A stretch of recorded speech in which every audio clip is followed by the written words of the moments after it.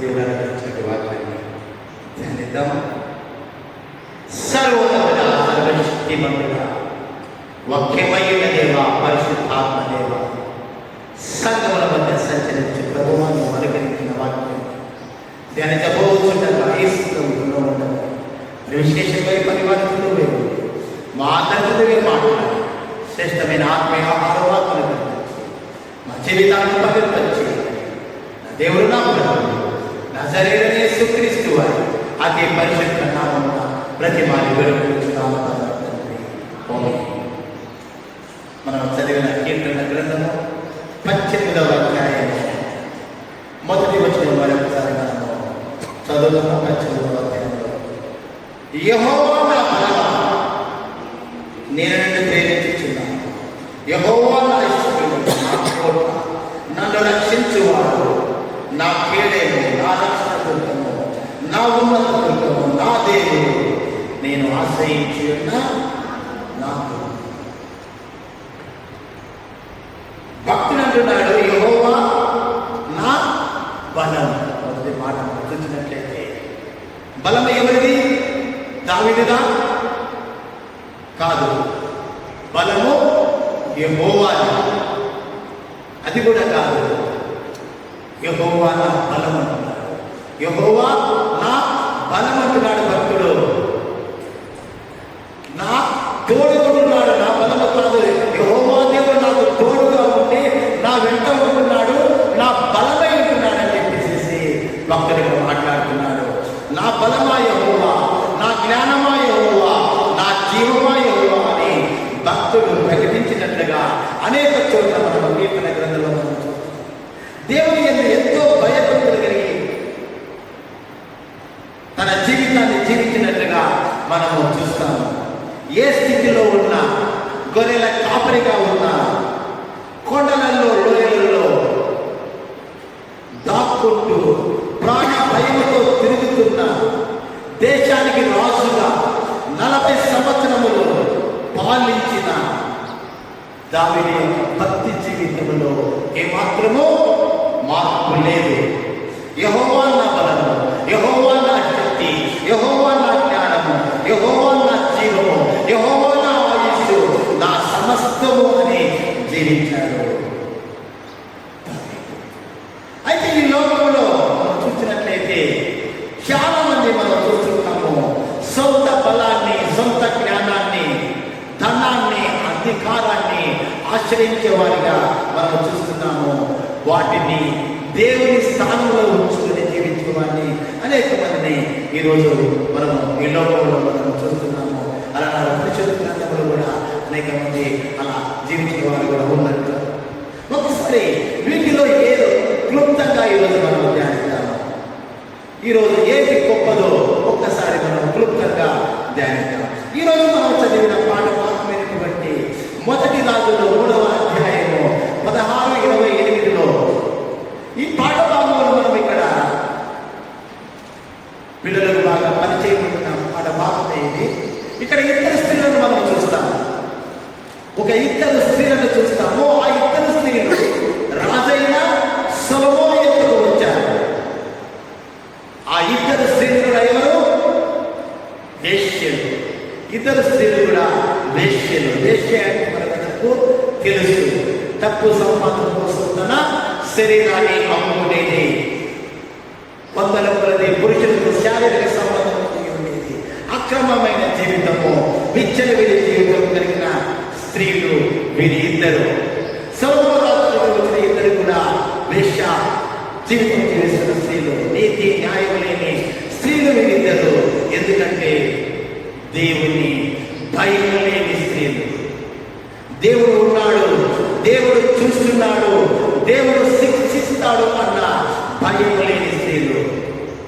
నిజంగా దేవుని భయం ఉంటే వేశ్యలుగా జీవించి ఉండేవారు కాదు, వేశ్య వృత్తిని ఎంచుకునేవారు కాదు, ఒక పూట తిండి కోసము తన శరీరాన్ని అమ్ముకునేవారు కాదు. ఇంకో విధంగా చెప్పాలంటే సుఖ జీవితానికి అలవాటు పడ్డారు, డబ్బుపై దురాశ కలిగి ఉన్నారు.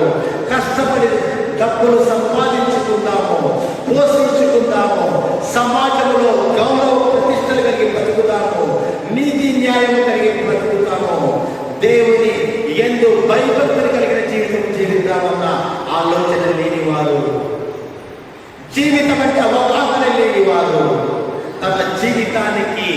గమ్యము ఏమిటో తెలియని వారు కేవలము తినడము, త్రాగడము, చచ్చిపోవడం అనే సిద్ధాంతం కలిగిన జ్ఞానము లేని పశువుల్లాగా బ్రతుకుతామని వారు వేశ్యావృత్తిని ఎంచుకొని ఉన్నారు. వేశ్య అనే పదాన్ని మనం మొట్టమొదటిగా బైబిల్లో ఎక్కడ చూస్తామో చెప్పగలరా? బైబిల్లో మొట్టమొదటిగా వేశ్య అనే పదం ఎక్కడ వాడబడింది?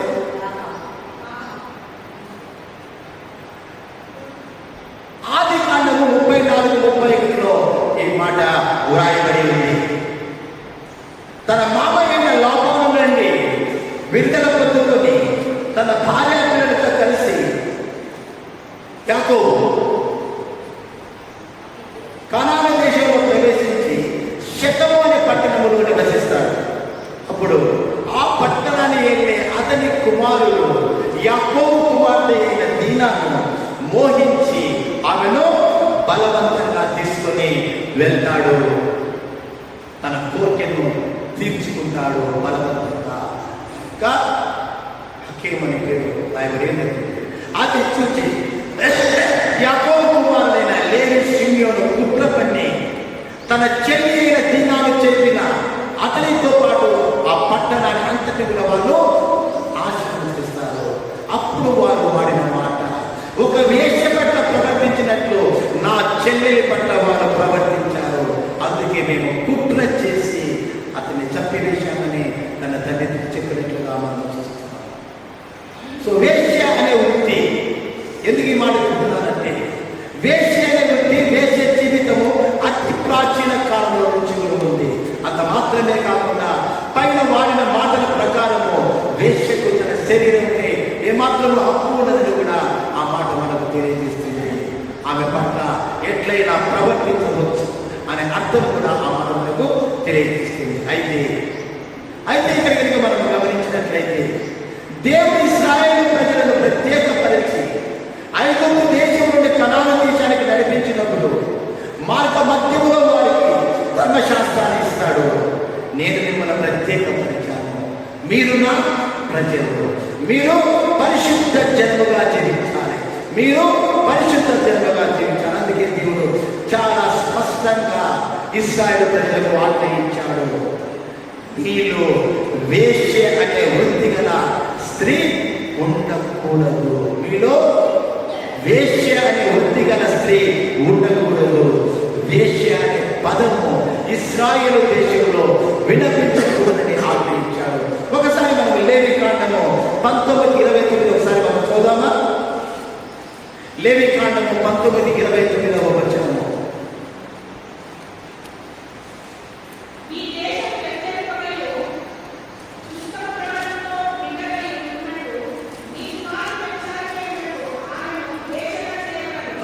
మీ దేశము వ్యభిచరింపకయు దుష్కామ ప్రవర్తనకు నిందకి ఉన్నట్లు నీ కుమార్తె వ్యభిచారిణి అగునట్లు ఆమెను నువ్వు వేశ్యగా చేయకూడదు. దేవుడు ఇశ్రాయేలు ప్రజలకు ఇచ్చిన ఆజ్ఞ.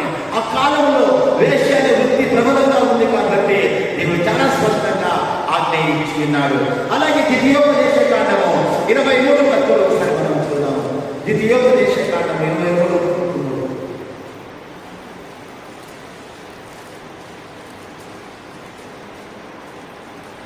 ద్వితీయోపదేశ కాండము ఇశ్రాయేలు కుమార్తెలలో ఇశ్రాయేలు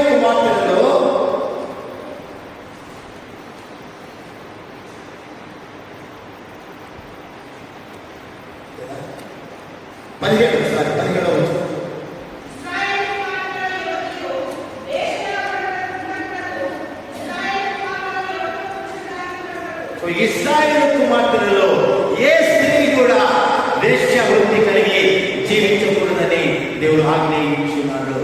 వేశ్య జీవితాన్ని దేవుడు అసహించుకున్నాడు. వేశ్య మీదకు దేవుని ఉగ్రత వస్తున్నది. హెబ్రీయులు 14:3 మాట రాయబడింది, వేశ్యాసనులకు వ్యభిచారులకు దేవుడు తీర్పు తీర్చును. లేవికాండం 25లో రాయబడింది, వ్యభిచారం చేయు వారినందరినీ ప్రజల నుండి కొట్టి వేయుదును. దేవుడు అసహించుకునే జీవితము వేశ్య జీవితము. వ్యభిచార జీవితము జీవించే వారికి దేవుని రాజ్యములో పాలు ఉండదు. దేవుని ఉగ్రతలో మాత్రమే వారికి పాలు ఉంటుందనే ప్రభుత్వం మనవి చేస్తున్నాము. అయినప్పటికీ ఆ కాలంలో, రాజైన సొలొమోను కాలంలో వేశ్యలు ఉన్నారు. ఇప్పుడు ఈ కాలంలో కూడా వేశ్యలు ఉన్నారు. మన దేశంలో కూడా వేశ్య జీవితం జీవించే స్త్రీలు అనేక మందిని మనం చూస్తున్నాము. దేవుడు మన చాలాసార్లు చెప్తున్నాడు, దేవుడు పాపం చేస్తాడే అలా చెప్పడం లేదు. దేవుడు వ్యభిచరిస్తాడే చెప్పడం లేదు. దేవుడు వేశ్యగా ఉంటాడే చెప్పడం లేదు. దేవుడు నరకం చేస్తాడే చెప్పడం లేదు. దేవుడు కృప చూపి మనకు అవకాశం ఇస్తున్నాడని మరొకసారి నేను మీకు మనవి చేస్తున్నాను. మన దేశంలో కూడా అనేక మంది వేశ్యలు ఉన్నారు. ఏ మాత్రము గౌరవ మర్యాదలు లేని, ఏ మాత్రం ఎన్నికలు లేని జీవితం జీవిస్తున్నా, వేయబడిన జీవితం జీవిస్తున్నా, దేవుడు పల విధమైన రోగాలకు మొత్తుతున్నా, యవన దశ దాటిన తర్వాత శరీరము సహకరించక, వయస్సులో ఉన్న సహకరించక ఊరలాంటి జీవితము జీవించవలసి వచ్చిన ఇంకా అనేక మంది స్త్రీలు వేశ్యలుగా ఉంటున్నారు, వేశ్యలుగా మారుతున్నారు. ఇది చాలా ఆదర్శమైన విషయం, చాలా దుఃఖకరమైన విషయం. సమాజంలో నివసిస్తున్న చాలా మంది స్త్రీలు కుటుంబము కలిగి ఉండి కూడా వేశ్యావృత్తి కలిగి ఉంటున్నారు, జీవితం జీవిస్తున్నారు. కుటుంబానికి అడ్డుగా పెట్టుకుని దాని వెనుక వ్యభిచారం చేసి అనేక కుటుంబాలను మనము చూస్తున్నాము. సమాజంలో మన అల్లగడపడంలో కూడా మన అనేక కుటుంబాలు అనేక వెనుక మనం చూస్తున్నాం. నిజంగా ఒక మాట చెప్పాలంటే వేశ్యగా బ్రతికే దానికన్నా దరిద్రుడైన ఆ రాజులాగా బ్రతకము అతి శ్రేష్టమైనది, అతి శ్రేష్టమైనది. ధనవంతుడు పారేసి ముక్కలు తింటున్నాడు, రోగంతో పట్టుకొని ఉన్నాడు. అలాగే నీతిగా నిజాయితీగా జీవించాడు. చనిపోయినప్పుడు అబ్రహాము రొమ్మున పరలోకంలో అనుకుని ఉన్నాడు. కాబట్టి నిజంగా చాలా దౌర్భాగ్యమైన జీవితము వేశ్య జీవితము. సో క్రైస్తవులమైన నేను మీకు ఎందుకు చెప్తున్నాను, క్రైస్తవులమైన మనము దేవునికి వ్యతిరేకంగా పాపము జీవిస్తున్న, పాపపు జీవితం జీవిస్తున్న ఇలాంటి వారిని దేవుని విగ్రహకు పాత్రవుతున్న ఇలాంటి వారిని కొంతమందిని రక్షించే పాత్ర మనకు ఉంది. ఏ మాత్రమూ మనకు అవకాశం వచ్చినా అటువంటి వారిని దేవుని వైపు తిరుగుతూ ప్రయాసపడవలసిందిగా నేను మీకు మనవి చేస్తున్నాను. వ్యర్థమైన ఉపయోగము లేని, గమ్యము లేని పశువు లాంటి జీవితం నుంచి విడుదల పొందించడానికి మనకి ఏమాత్రం అవకాశం దొరికినా పాప క్షమాపణ గురించి, నిత్య జీవము గురించి, నిత్య నరకాదుల గురించి ప్రకటించవలసిందిగా మనం ఇచ్చుకుంటున్నాము. ఈ జీవితము ఈ భూమితో ముగిసిపోదన సత్యాన్ని తెలియజేయండి. దేవుడు పాత జీవితాన్ని క్షమించి కొత్త జీవితాన్ని ఇస్తాడని ప్రకటించండి. దేవుడు కృపగల దేవుడు అని ప్రకటించవలసిందిగా ప్రభుత్వం మనం ఇచ్చుకుంటున్నాము. ఇది దేవుడు మనకి ఇచ్చిన ఆజ్ఞని మరొకటి. సో పైన ఇచ్చిన ఇద్దరు వేశ్యలు సొలొమోను రాజు దగ్గరకు వచ్చారు. ఒకటే అంటుంది, అయ్యా రాజా, మేము ఇద్దరు ఒకే ఇంట్లో ఉంటున్నాము, కలిసి నివసిస్తున్నాము, మేము తప్ప మా ఇంట్లో ఎవరు లేరు. వేశ్య కాబట్టి భర్త ఉండడు, తల్లిదండ్రులు ఉండరు. సామాన్యంగా అలాంటి స్త్రీతో కలిసి ఎవరు కూడా నివసించరు. ఇద్దరు ఒంటరిగా జీవిస్తున్నారు. ఇద్దరు స్త్రీలు కూడా గర్భంగా, ఇద్దరు స్త్రీలు పిల్లలు కన్నారు. 3 రోజుల తేడాతో ఇద్దరు పిల్లలు కన్నట్టుగా బైబిల్లో వ్రాయబడింది. మగ పిల్లలను కన్నట్టుగా బైబిల్లో వ్రాయబడింది. ఒక స్త్రీ రాజు చెప్తుంది, రాజా, నేను ఇద్దరు కలిసి ఒకే ఇంట్లో ఉంటున్నాము, మా మధ్య ఎవరు లేరు. రాత్రి సమయంలో ఆ స్త్రీ తన బిడ్డ మీద పడింది. దానితో ఆ బిడ్డ చచ్చిపోయింది. మధ్యరాత్రి అది లేచి చచ్చిన బిడ్డను రాకుండా పడుకుంటే బ్రతికిన నా బిడ్డను తీసుకొని పోయింది. మరి మాట చెప్తున్న స్త్రీ మరి ఆ రాత్రి వేళ మేలుకొని ఉందా? ఆమె తన బిడ్డ మీద పెడితే చచ్చిపోయిందా? చచ్చిపోయినప్పుడు తన బిడ్డ మీద తీసుకొచ్చి తన పక్కన పండబెడితే ఏమి చేస్తుంది? చూస్తూ ఊరుకుందా? ఇలాంటి చాలా ప్రశ్నలు ఇక్కడ మనకు వస్తాయి. కాబట్టి ఆ ప్రశ్నలు మనము పక్కన పెట్టాలి. ఆమె కంప్లైంట్ చేస్తుంది, రాత్రి తన బిడ్డ మీద పడింది, చచ్చిపోయింది, చచ్చిన బిడ్డ నా పక్కన పండబెట్టింది అని చెబుతూ ఉంది. ప్రొద్దున లేచి నా బిడ్డను పాలివ్వడానికి తీసుకున్నప్పుడు అది చచ్చిపోయింది. ప్రొద్దున నా బిడ్డను పాలివ్వాలంటే చచ్చిపోయింది. ఎందుకు చెప్తున్నానంటే రాత్రి ఆ బిడ్డను తీసుకొని మార్చినప్పుడు నువ్వేం చేస్తున్నావు? కాబట్టి ఇక్కడ ఇద్దరి మాటలలో కొంచెము తేడా కనిపిస్తుంది.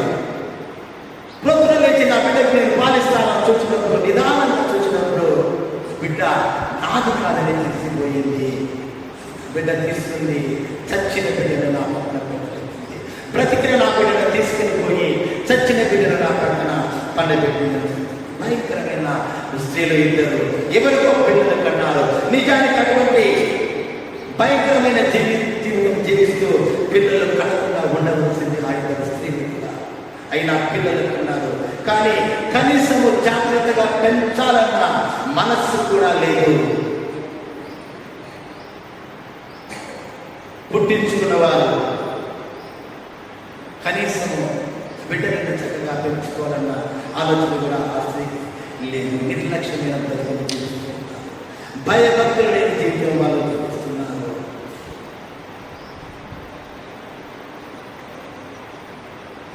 ఆశ్చర్యం ఏంటంటే ఆ స్త్రీకి బిడ్డ చచ్చిపోయిందనే బాధ కానీ పశ్చాత్తాపం కానీ ఏమాత్రం లేదు. తన బిడ్డ చచ్చిపోయింది కాబట్టి, తనకు కుమారుడు లేడు కాబట్టి, తనతో ఉన్నటువంటి స్త్రీకి కూడా ఉండకూడదని నిర్ణయించిన కలిగిన స్త్రీ కాబట్టి మనం చూస్తున్నాం. ఏమాత్రమో దయా, జాలి, కనికరం, ప్రేమ అన్న మాటలు తావు లేకుండా జీవిస్తున్నారు. పిల్లవాడు చచ్చిపోయినా పర్వాలేదు, నాకు బాధ లేదు. బ్రతికి ఉన్న పిల్లవాడిని చంపినా నాకు పర్వాలేదు అన్న కఠినమైన మనసు కలిగి ఉంటున్నారు ఆ స్త్రీలు. ఈ మధ్య కాలంలో మనం కూడా చాలాసార్లు వార్తలు చదువుతున్నాము. తన సుఖాన్ని కట్టు వస్తున్నారని పిల్లలు చెప్పిన అనేక మంది తల్లులను మనం ఈ కాలంలో మనం చూస్తున్నాము. అక్కడ సంబంధాలు అడ్డుగా వస్తున్నారని చెప్పేసి పిల్లలు స్త్రీలను మనం చూస్తున్నాము. వేశ్యలకు ఏమి తీసుకొని జీవితాలు అనేక మంది స్త్రీలు జీవిస్తున్నట్టుగా మనం చూస్తున్నాము. స్వార్థపూరితమైన జీవితము, భర్త లేదు, భర్త భయం లేదు, తల్లిదండ్రుల భయం లేదు, పిల్లల అక్కర లేదు, స్వేచ్ఛాయుతమైన జీవితానికి అలవాటుని ఉన్నారు. చాలా మంది స్త్రీలు, చాలా మంది రచయితలు పోలుస్తున్నారు ఇలాంటి వారిని. గయ్యాలి స్త్రీని కానీ, లేకపోతే మతాలైనటువంటి అరుస్తున్న స్త్రీని కానీ, ఇష్టం వచ్చినట్లు బుద్ధులు మాట్లాడే స్త్రీని వేశ్యలతో పోలుస్తుంటారు. విచ్చలవిడిగా ఉండే స్త్రీని వేశ్యలతో పోలుస్తుంటున్నారు. ఆ ఇద్దరు స్త్రీలు కూడా అలాంటి స్త్రీలు రాజైన సొలొమోను దగ్గరకు వచ్చారు. బ్రతికిపోయినది నాది, చచ్చిపోయింది దాన్ని అని వాదిస్తున్నారు. సాక్ష్యాలు ఎవరు లేరు, తమలు మాత్రమే ఉన్నారు. ఎవరిని సత్యమని నమ్మాలి? ఆ కాలంలో, ఈ కాలంలో రక్త పరీక్షలు కానీ, డిఎన్ఏ పరీక్షలు కానీ లేవు. అలాగే పాత కాలంలో ఇలాంటి పాత కేసులు వచ్చినప్పుడు ఎలాంటి తీర్పు తెచ్చారో అలాంటి తీర్పు యొక్క నమూనా కూడా లేదు. ఇది ఎవరు కూడా తీర్పు చెప్పలేని కేసు. దేవుని జ్ఞానము ఉంటే తప్ప మనుషుల జ్ఞానం పనికిరాదు. అదైన సొలొమోను దేవుని చేత జ్ఞానం పొందుతున్నాడు, సరి అయిన తీర్పును ఇవ్వగలిగాడు. రాజైన సొలొమోను ఎలా జ్ఞానం పొందుతున్నాడో ఒక రెండు మాటలు మనం ముందుకెళ్దాము. మొదటి రాజుల 3వ అధ్యాయము 5వ వచనం మనం చూస్తాము. గిబియోనులో యెహోవా రాత్రి వేళ స్వప్నమందు సొలొమోనుకు ప్రత్యక్షమై, నీకు దేనినిచ్చుట నీకు ఇష్టమో దానిని అడుగమనగా, యెహోవా దేవుడు సొలొమోను రాజుకు ప్రత్యక్షమై కలలో అడుగుతున్నాడు. రాత్రి కలలో కనపడి, నీకు ఏది ఇష్టమో అది అడుగు, నీకు ఇస్తానన్నప్పుడు సొలొమోను ఇచ్చిన జవాబు 3 ఏళ్ళు. నా దేవా యెహోవా, నీవు నా తండ్రినైన దావీదుకు బదులుగా నీవు నన్ను రాజుగా నియమించినావు. అయితే నేను బాలుడను, కార్యములు జరుపుటకు నాకు బుద్ధి చాలదు. తర్వాత 3:9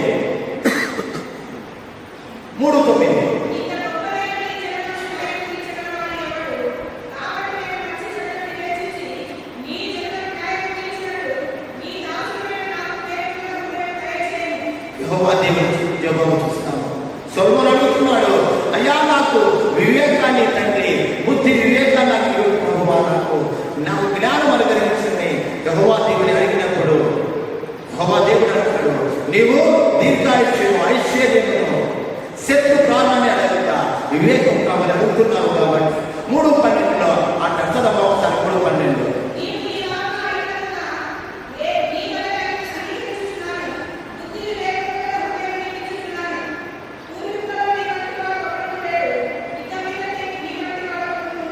ఆ పూర్వకాలంలో నీ వంటి జ్ఞానవంతుడు ఎవడు లేడు, ఇక ముందు కూడా నీలాంటి జ్ఞానవంతుడు ఎవడు కూడా ఉండడని యెహోవా దేవుడు సెలవించినాడు.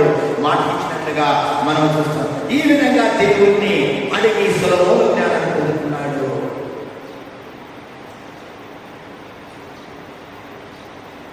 సొలొమోను లాంటి జ్ఞాన వివేచన కలవాడు ఎంతవరకు పుట్టలేదు. అలాగే చరిత్రలో నిలిచిపోయాడు రాజైన సొలొమోను. అందుకే ఇద్దరు వేశ్యలు వచ్చి పసిబిడ్డలు నాది అన్నప్పుడు రాజైన సొలొమోను దైవ జ్ఞానము గలవాడే తీర్పు తెచ్చినట్టుగా మనం చూస్తున్నాము. ఇద్దరు నాది అంటున్నారు కాబట్టి ఎవరైనా ఖచ్చితంగా చెప్పలేము కాబట్టి, సరైన సాక్ష్యాలు లేవు కాబట్టి ఆ పసిబిడ్డను ఒక ఆస్తిని పంచినట్లు, ఒక ఇంటిని పంచినట్లు పంచేద్దాం మనం. ఆ బిడ్డను తీసుకొని రండి, కత్తి తీసుకొని రండి, ఆ బిడ్డను 2 ముక్కలు చేసి చెయ్యకు తీస్తామని ఆజ్ఞాపిస్తాడు. రాజుకు తెలుసు, ఏ తల్లి కూడా తన బిడ్డ తన కళ్ళ ముందు చంపుతుంటే, తనకు ఆ బిడ్డను రక్షించే అవకాశం ఉంటే ఊరికే చూస్తూ ఉండదు. రాజు వివేచన గురించింది. ఆ మాట చెప్పినప్పుడైతే చెప్తాడు రాజు, ఆ బిడ్డను 2 ముక్కలుగా చేయమని ఎప్పుడైతే చెప్తాడో అందులో స్త్రీ ఉంటుంది, పసిపిల్లను 2 ముక్కలుగా ఇవ్వమని చెప్పిన వెంటనే ఆ బిడ్డను చంపవద్దయ్యా, బిడ్డను చంపవద్దు, ఆ పసిబిడ్డను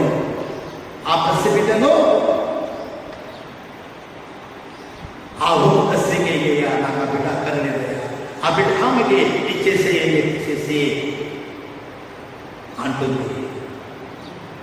ఎవరైతే ఆ బిడ్డను చంపమని చెప్తుందో, ఇక్కడ 2 స్త్రీలలో ఒక స్త్రీ అంటుంది 2 ముక్కలు చేసి నాకు ఇచ్చే అంటుంది, 1 ముక్క నాకు ఇచ్చేయండి. ఇంకొక స్త్రీ అంటుంది అయ్యా 2 ముక్కలు చేయవద్దు, బిడ్డను ఎవరైతే ఆ బిడ్డను చంపమని చెప్తున్నారో ఆ తల్లికి ఆ స్త్రీకి ఇచ్చేయమని చెప్తుంది. రాజు గ్రహించాడు, తన కన్న తల్లి కాబట్టి బిడ్డను చంపబోతుంది.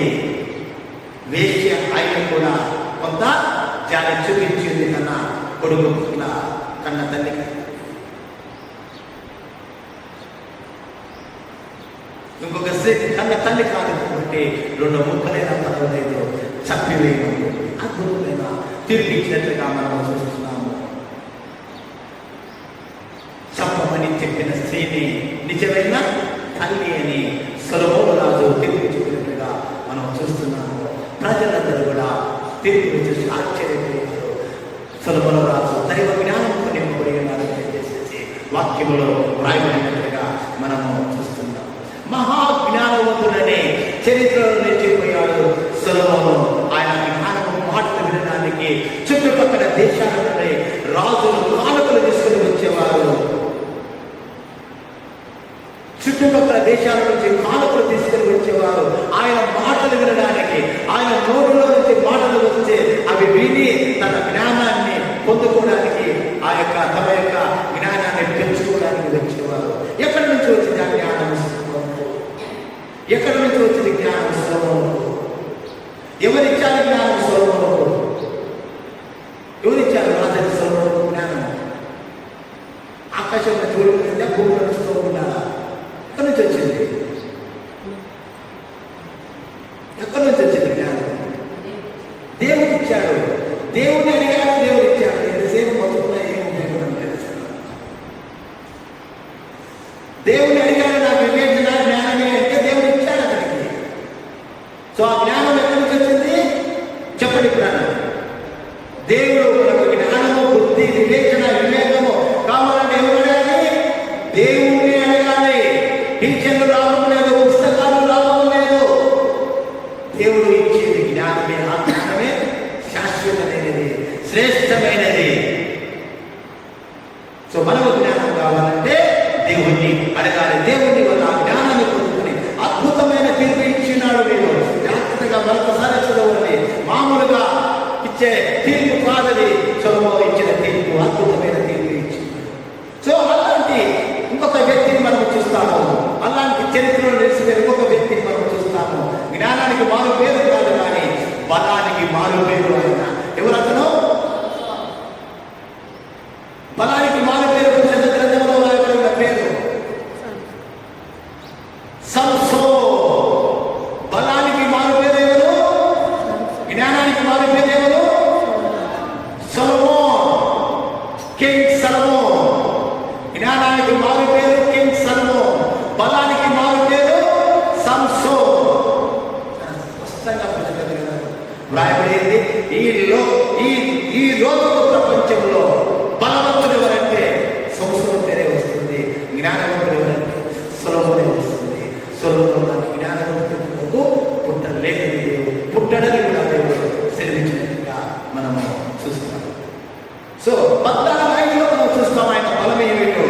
14:5 వ్రాయబడింది. న్యాయాధిపతులు 14:5 వ్రాయబడింది. అప్పుడు సంసోను తన తల్లిదండ్రులతో కూడా తిమ్నాతుకు పోయి తిమ్నాతు ద్రాక్షతోటల వరకు వచ్చినప్పుడు కొలత సింహం అది ఎదిగి బొబ్బరించుతూ వచ్చేను. తర్వాత యెహోవా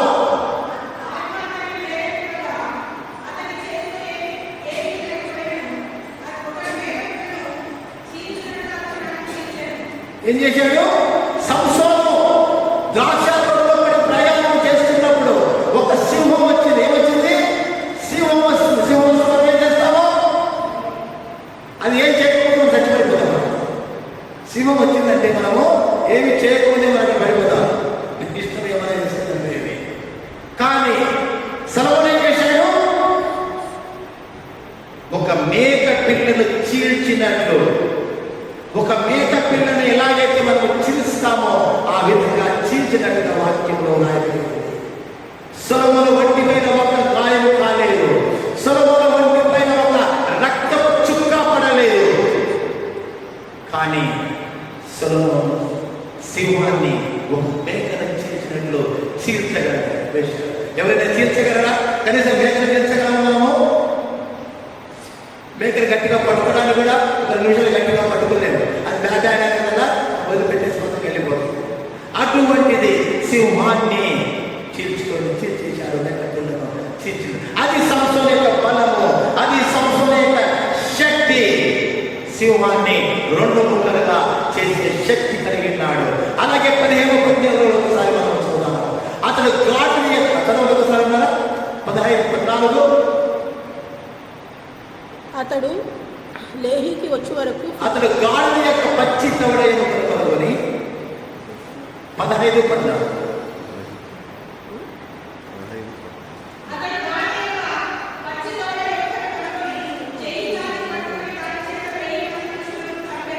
చూసారా? ఒక్క మనిషి 1000 మంది మనుషులను ఒక ఎముక ముక్క తీసుకొని చంపట సాధ్యమా? సాధ్యమే. గ్రాఫిక్స్ చూస్తున్నాము. ఆ గ్రాఫిక్స్ సాధ్యమే. షట్టనే అక్కడ వెళ్ళిపోతారు. ఒక్క మనిషి 1000 మందిని చంపుతా సాధ్యమా? అసాధ్యమే. కానీ సంసోనుకు అది సాధ్యము. ఒక్క ఎముకను పట్టుకొని 1000 మంది మనుషులు, చుట్టూ 1000 మంది మనుషులుగా టక్క టక్క టక్క ఒక్కొక్కరి పొడుచుకుని వెళ్ళి చంపివేసినట్లుగా మనం చూస్తున్నాము. ఎందుకంటే ఆ బలము దేవుని బలము. దేవుని ఆత్మ ఉన్న వాళ్ళు ఆ బలాన్ని పొందినారు. ఆ బలం ఎక్కడి నుంచి వచ్చింది? సంసోనుకు ఎవరిచ్చారు బలము? దేవుడు. అది ఆ బలాన్ని దేవుడు ఇచ్చి ఉన్నాడు. మామూలు మనిషికి అసాధ్యమైన పని దేవుని వలన సాధ్యమైంది. 1000 మంది. సో సౌలు, సంసోను ఇద్దరు చరిత్రలో నిలిచిపోయిన విశిష్టమైన వ్యక్తులు. ఒక మహాజ్ఞాని, ఇంకొకరు మహాబలవంతుడు. సొలొమోను మహాజ్ఞాని, వివేకవంతుడు, చాలా గొప్పగా బ్రతికారు సొలొమోను. కానీ ఒక సమయంలో దేవుణ్ణి విడిచిపెట్టాడు. స్త్రీలో అయ్యాడు. స్త్రీనే దైవంగా భావించాడు. స్త్రీనే దైవంగా భావించాడు.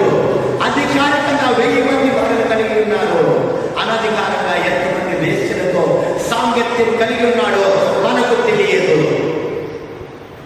నువ్వు ఎంత జ్ఞానివైనా మన గ్రహించవచ్చు.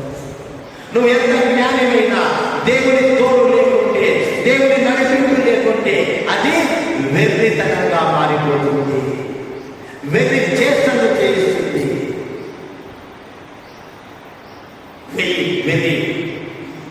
వెర్రి పనులను చేస్తుంది. అదే జరిగింది సొలొమోను జీవితంలో. అంత మహాజ్ఞాని కూడా పడిపోయాడు, దేవుని శిక్షకు పాత్రుడైనట్టుగా మనము చూస్తున్నాము. అలాగే మనం చూసినట్లయితే సంసోను మహాబలవంతుడు, చాలా గొప్పగా బ్రతికాడు, దేవుణ్ణి విడిచిపెట్టాడు, స్త్రీలో అయ్యాడు, కనపడిన ప్రతి వేశ్య వెంట వెళ్ళాడు. ఎంత బలవంతుడైనా దేవుని నడిపింపు లేకుంటే అది వెర్రి చేష్టలు చేస్తుంది, అది వెర్రి పనులు చేస్తుంది. అదే జరిగిన సంసోను జీవితంలో స్త్రీలోడు అయ్యాడు, కఠినమైన శిక్షలు పొందుతున్నట్లుగా మనం చూస్తున్నాం. కాబట్టి మనం మహాజ్ఞానవంతులమైన మహాబలవంతులమైన దేవుని పోగొట్టుకుంటే ఏమి ప్రయోజనము? జ్ఞానానికి బలానికి మూలమైన ఆ దేవుని ఏమి ప్రయోజనం? మనల్ని ప్రభువుతో ఏకము చేయని జ్ఞానము బలము ఉండడం వల్ల ఏమి ప్రయోజనము? చరిత్ర చెబుతుంది, మనిషి జ్ఞానం వ్యక్తమైనది, మనిషి యొక్క బలము వ్యక్తమైనది, అది జయ జీవితం ఇవ్వలేదు. జయ జీవితానికి పొలము దేవుని యందు భయం కలగల జీవితం, జయ జీవితానికి మూలము దేవుని యందు భయభక్తులు గల జీవితం. అందుకే భక్తులైన దావీదు అంటున్నాడు, యెహోవా నా బలము అని. ఏమంటున్నాడు? యెహోవా నా బలము, నేను నా దేవుని నేను ప్రేమిస్తున్నాను. దేవుణ్ణి బలంగా చేసుకొని జీవించాడు, దేవుణ్ణి ఆధారం చేసుకొని జీవించాడు, దేవుని మార్గాన్ని అనుసరించి జీవించాడు. దావీదు సంసోను బలవంతుడు కాదు, దావీదు సొలొమోను జ్ఞానవంతుడు కాదు, కానీ దావీదు గొల్యాతును చంపగలిగాడు. దావీదు సొలొమోను జ్ఞానవంతుడు కాకపోయినా 40 సంవత్సరాల రాజ్యాన్ని ఎంతో శ్రేష్టమైన పాలకుడిగా పాలనందించినట్లుగా మనం చూస్తున్నాము. కారణము దేవుని మనస్సు ఎరిగి బలాన్ని జ్ఞానాన్ని ఆధారం చేసుకోలేదు, దేవుని ఆధారం చేసుకుని జీవించాడు, దేవుని భయభక్తులు కలిగి జీవించాడు, దేవుని ఆశ్రయ దుర్గముగా చేసుకుని జీవించాడు. ఎటువంటి పరిస్థితుల్లో దేవుని వదలలేదు. అందుకే ప్రభువైన యేసుక్రీస్తు వారు తనను దావీదు కుమారుడిగా పిలిపించడానికి ఇష్టపడ్డాడు. సో జ్ఞానము గొప్పదా, బలము గొప్పదా, దేవుని యందు భయభక్తి గొప్పదా? ఏది గొప్పది? దేవుని యందు భయభక్తులు కలిగి గొప్పది. కాబట్టి ఏది మీరు ఆశపడదు, దేవుని యందు భయభక్తులు కలిగి జీవించండి, దేవుని యందు భయభక్తులు కలిగి జీవించండి. నీ మనసులో ఆశించేటివి నీకు తెలియకుండానే దేవుడు తెలుస్తాడు. దేవుని తోడుగా కలిగి జీవించండి, దేవుని చేయి నడిపిస్తాడు. దేవుని మాటలను మనసులో స్థిరపరచుకుని జీవించండి. అదే దేవుని చిత్తానుసారమైన మనసు, అదే దేవుని చిత్తానుసారమైన మనసు. అలాంటి మనసు కలిగిన కానీ మనం ప్రయాసపడ్డాము. శ్రేష్టమైన ఆశీర్వాదాలు మనం దేవుని దగ్గర చెప్పుకుంటున్నాము. మనం అడగకుండానే దావీదులాగా హెచ్చింపబడతాము. ఒక గొర్రెల కాపరిని గొర్రెల దొడ్డిలో, అడవిలో, కొండలలో గొర్రెల కాసులు ఎత్తి ఆయన దావీదును దేవుడు పిలిపించి రాజు చేసినట్టుగా మనం చూస్తాం. అలాంటి ఆశీర్వాదం పొందుకోగలం. అడగకుండానే దేవుడు అయ్యా నాకు తోడుగా ఉన్నది, అయ్యా నాకు తోడుగా ఉండి నన్ను నడిపించలేక ఉన్నానండి. దేవుడే తగిన సమయంలో మనం చూస్తాడు. కళ్ళవచ్చి ప్రార్థించండి. నేను కూడా మీకోసం ప్రార్థిస్తాను. యొక్క మనసు అడగండి. దావీదులా, అయ్యా నువ్వే నా బలము, నువ్వే నా దుర్గము, నువ్వే నా ఆశ్రయమయ్యా, నువ్వే నా జ్ఞానమయ్యా, నువ్వే నా కోటయ్యా, అయ్యా నా తోడుగా ఉండు ప్రభువా అని దేవుని అడగండి. సర్వోన్నతుడా, సర్వశక్తుడా, అవును ప్రభువా, నాయన నువ్వు లేని జ్ఞానం వ్యక్తమయ్యా, నువ్వు లేని బలము వ్యక్తమయ్యా, నువ్వు లేని అధికారం వ్యక్తమయ్యా, నువ్వు లేని డబ్బు కూడా వ్యక్తమవుతుంది నాయన. అయ్యా నువ్వు లేని ఏది కూడా ఈ లోకంలో వ్యక్తమవుతుంది నాయన.